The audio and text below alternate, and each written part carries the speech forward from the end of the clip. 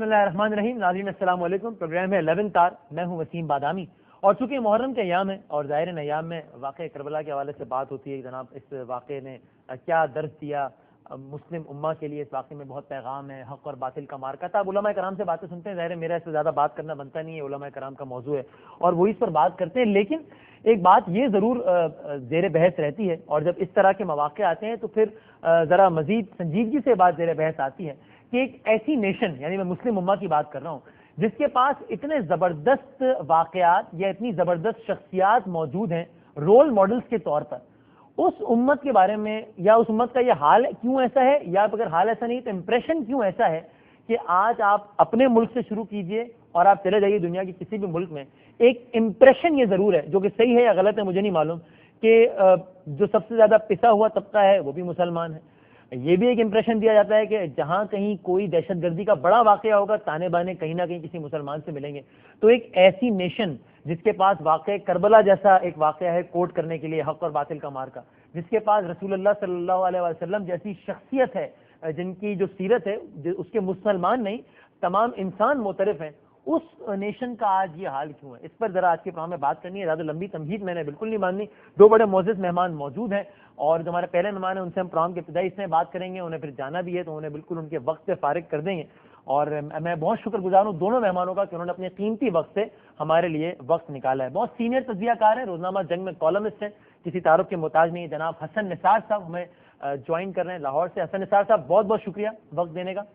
اور یہاں کراچی اسٹوڈیو میں میرے ساتھ موجود ہیں معروف مذہبی اسکالر ہیں, اگین کسی تعارف کے محتاج نہیں ہیں, ایک مشہور و معروف پروگرام بھی ہوسٹ کرتے ہیں ARY ڈیجیٹل پر اور ARY نیوز پر بھی, جناب ڈاکٹر عامر لیاقت حسین صاحب. ڈاکٹر صاحب بہت بہت شکریہ وقت دینے کا.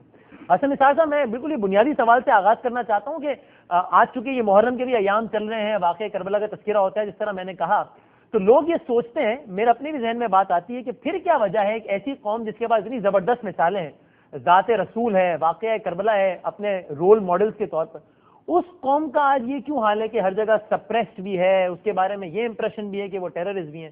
یہ معاملہ خراب کہاں ہو گیا ہے حسن نثار صاحب؟ یہ very good examples to follow. دیکھیں, پہلی بات تو یہ ہے کہ آپ نے کافی دفعہ ایک لفظ ریپیٹ کیا ہے امپریشن کا, یہ پرسیپشن, یہ بالکل غلط ہے. اچھا, یہ 55-56 ملک, اتنی بڑی فوج, petro dollar, minerals, man power, 1.5 ارب کے قریب آبادی, اس کے باوجود یہ راندہ درگاہ ہیں, ان کے پلے کچھ نہیں ہے. ٹھیک ہے, اچھا, آپ اندازہ لگائیں پچھلی کتنی سینچری سے جس دنیا میں آج ہم رہ رہے ہیں یہ ویسٹ نے کار کی ہے.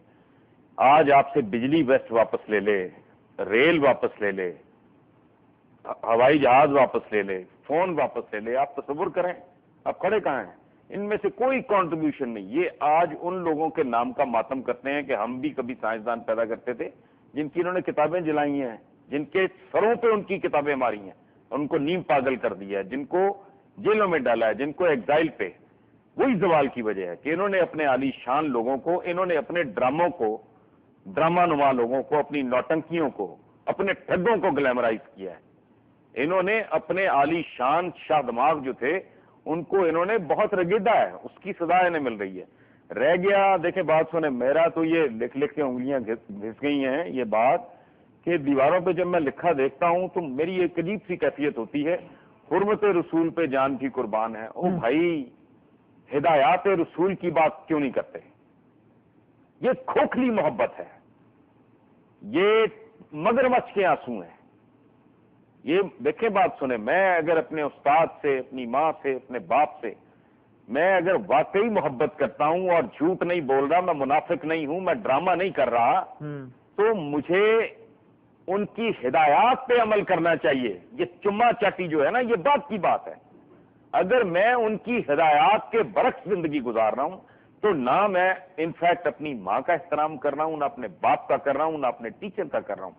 تو وہ ایک الٹیمیٹ ذات, میں تو کہتا ہوں کہ یہ ایک دفعہ نہیں 20 بار ڈفرنٹ فورمز میں کہا بھی لکھا بھی کہ مسلمان یہ جب کہتا ہے کہ ہمارے پاس قیادت کی کمی ہے تو بادامی صاحب مجھے کراہت آتی ہے, مجھے گھن آتی ہے, کیونکہ زندہ قیادت موجود ہے نبی کریم کی شکل میں. اور اس لیے نہیں, میں دبدے دل سے یہ بات کرتا ہوں ہر بار کہ اگر میں کسی اور مذہب میں بھی پیدا ہوتا تو میں نبی کریم سے اتنی ہی محبت کرتا، چونکہ پوری دنیا کی انسانی تاریخ میں بڑے سے بڑا آدمی بھی سنگل ڈائمینشنل ہوتا ہے، بڑا سائنسدان ہے، بڑا جرنیل ہے، بڑا مفکر ہے، بڑا شاعر ہے، بڑا پینٹر ہے، اتنی مکمل ذات زندگی کے جس روپ میں ان کو آپ دیکھو تو لگتا ہے کہ تو الٹیمیٹ ہے، اتنی بڑی زندہ قیادت ہے بھائی، وہ ٹیچنگز ان کی موجود ہیں، مثالیں ان کی موجود ہیں، ان سے لے کے ان کے نواسے تک اگر نہیں کر رہے تو یہ بدبختی ہے، یہ لعنت ہے، یہ پھٹکار ہے، یہ منافقت ہے۔ ان کی نام لینا اور رونا اور محبت کرنا، چومنا، سڑکیں دیواریں بھر دینا کہ حرمت رسول پہ جان بھی قربان ہے، ہدایات کی بات کرو۔ چلیں میں اسی بات کو لے کے آگے بڑھتا ہوں، پھر آپ کے دوبارہ آؤں گا۔ عامر لیاقت صاحب، ظاہر ہے اس سے تو کوئی بھی ایگری نہیں کرتا، کوئی بھی ڈس ایگری نہیں کرتا، نہ حسن نثار صاحب کر رہے ہیں کہ ایک الٹیمیٹ شخصیت ہے جو ہم کہتے ہیں بعد از خدا بزرگ تو یہ قصہ مختصر، لیکن کہتے ہیں سارا زور حرمت رسول پر ہے، ہدایات رسول پر نہیں ہے، اور یہی آج امت مسلمہ کی پستی کا سبب ہے کہ ہم نے جو دیگر چیزیں تھیں ان کو بہت اہمیت دے دی، ہدایات جو انہوں نے کہا کرنے کو اس پر عمل نہیں کر رہے۔ ایگری کرتے ہیں آپ سے؟ بسم اللہ الرحمن الرحیم۔ دیکھیے، حسن نثار صاحب ہمارے بڑے محترم ہیں اور بڑی قابل شخصیت ہیں، انٹلیکچوئل ہیں، اور اگر ان کی باتوں کو ایک مخصوص اینک لگا کر دیکھا جائے گا تو بڑی زیادتی ہوگی۔ اچھا، حسن نثار صاحب میں عشق رسول صلی اللہ علیہ وآلہ وسلم کوٹ کوٹ کے بھرا ہوا ہے۔ میں اس کو دوسرے اینگل سے دیکھ رہا ہوں۔ اچھا، وہ حرمت رسول کے بھی حامی ہیں، لیکن آپ ان کی اگر بات کو سمجھنے کی کوشش کریں، وہ یہ کہہ رہے ہیں کہ حرمت رسول پہ تو آپ قربان ہوں، لیکن اس کے لیے پہلے ہدایات پر تو عمل کریں۔ پہلے آپ نبی کریم صلی اللہ علیہ وآلہ وسلم کے ایک سچے امتی تو بنیے، اپنے اندر صبر برداشت جو کہ نبی کریم صلی اللہ علیہ وآلہ وسلم نے اپنی 40 سالہ حیات مبارکہ میں، بھائی 23 برس کی مدت ہے نا شریعت کے آنے کی اور قرآن پاک کے احکامات کو نافذ کرنے کی، لیکن 40 برس کی جو حیات مبارکہ ہے اس میں آپ کو کیا نظر آتا ہے؟ اس میں آپ کو نظر آتا ہے کہ جو کانٹے بچھا رہی ہے عورت، اس کے لیے آپ دعائیں کر رہے ہیں، آپ کو پتھر پڑ رہے ہیں تب بھی آپ دعائیں کر رہے ہیں، آپ کے گلے میں رسیاں ڈال کر کھینچا جا رہا ہے تب بھی آپ کسی کو بد دعا نہیں دے رہے۔ تو حسن نثار صاحب جو میں سمجھ پایا ہوں، اور ہو سکتا ہے میں ان کے آگے ایک طالب علم ہوں، لیکن یہ ان کا درد ہے جو وہ ایک بیان کرنا چاہ رہے ہیں کہ آپ دیواروں پر تو نعرے لکھ دیتے ہیں، لیکن کیا آپ ایک اچھے امتی بنے؟ کیا آپ ایک سچے مسلمان بنے؟ وہ نہیں بن پایا۔ کیا آپ پڑوسیوں کا خیال رکھتے ہیں؟ کیا آپ کے پڑوس میں کوئی بھوکا سو جاتا ہے تو آپ کو تکلیف ہوتی ہے؟ کیا آپ کے حکمراں لوگوں کے معاملات کا، ان کی خواہشات کا احترام کرتے ہیں؟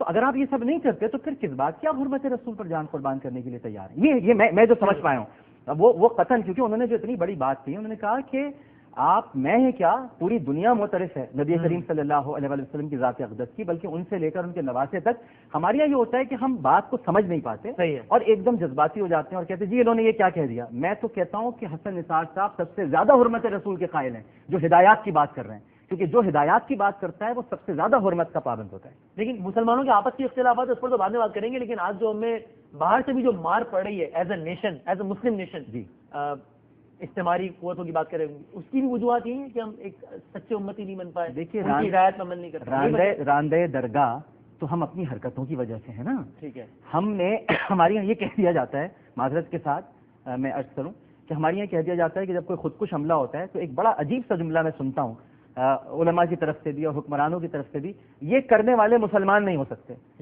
بھائی کیوں نہیں ہو سکتے؟ کیا مسلمانوں نے یعنی عبد الرحمن ابن ملجم نے علی کا سر نہیں کاٹا؟ کیا مسلمانوں نے حسین کا سر نہیں کاٹا؟ کیا علی اصغر کو 6 ماہ کے بچے کو کربلا کے تپتے ہوئے میدان میں اس کے حلق میں گھوڑوں کو مارنے والا تیر نہیں اتارا؟ کیا علی اکبر کی برچی نہیں اتاری؟ جی کیا انہوں نے عباس کے بازو نہیں کاٹے؟ کیا مسلمانوں نے بنو امیہ کی لاشیں نکال کر نہیں لٹکائیں؟ کیا بنو عباسی کے دور میں قتل و غارت نہیں ہوئی؟ کیا نہیں کیا مسلمانوں نے؟ تو یہ مت کہا کریں کہ یہ مسلمان نہیں ہو سکتے، یہ بڑے ظلم کیے ہیں۔ تو ہمیں ایکسیپٹ کرنا چاہیے اپنی جو ہم نے جو حرکتیں کی ہیں یا جو ہم اس وقت جو ایک جنونیت کے باب رقم کر رہے ہیں، تو ہمیں پہلے تو ایکسیپٹ کرنا چاہیے، اپنی حالت کو سدھارنے کی کوشش کرنی چاہیے۔ ہمیں یہ نہیں کہنا چاہیے کہ ہم بت اچھے ہیں اور دیگر بہت لوگ خراب ہیں، جب سازشیں کوئی سازشیں نہیں ہوتی، ان کو آپ دیکھیے انہوں نے جو کچھ اختیار کیا، جو کچھ اپنایا وہ آپ کو اپنانا چاہیے تھا۔ اس لحاظ سے بھی حسن نثار صاحب صحیح فرما رہے ہیں، راندہ درگاہ تو ہم خود